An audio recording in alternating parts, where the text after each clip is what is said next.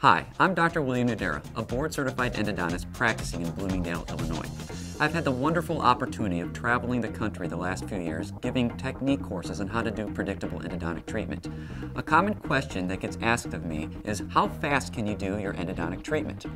The answer to that question is not how fast I can do my treatment, but how efficiently I can do my treatment.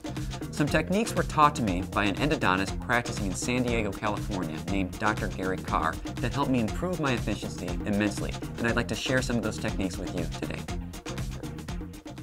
Some clinicians have multiple handpieces with multiple burrs associated with them. I find it much easier to have an assistant transfer the burr for me. It's easy to do. You just call off the burr, hand the handpiece to your assistant, have him put the new burr in, and hand it back to you. It's a very seamless way to do an access, refine a preparation, or do whatever you need to do without reaching out of the field in order to perform the treatment.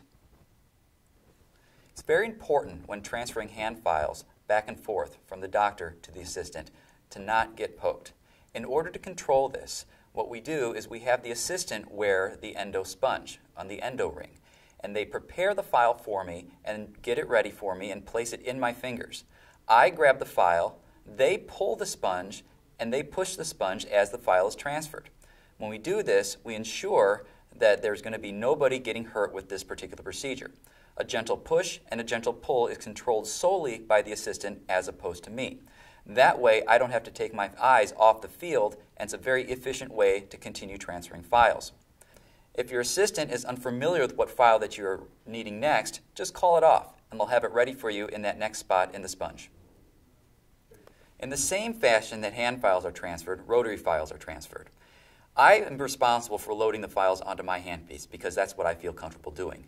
But a gentle push and a gentle pull from the assistant is all it takes to transfer those files back and forth. A push and a pull. That way we ensure nobody gets poked, and it becomes a very safe and efficient way to transfer files.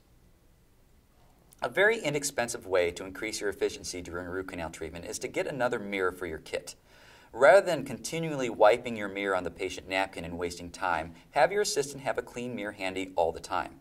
When you need the new mirror, ask for the new mirror. Your assistant can easily take the old mirror that's dirty and replace it with the new clean mirror. That way it improves your visualization throughout the entire procedure without the unnecessary movements.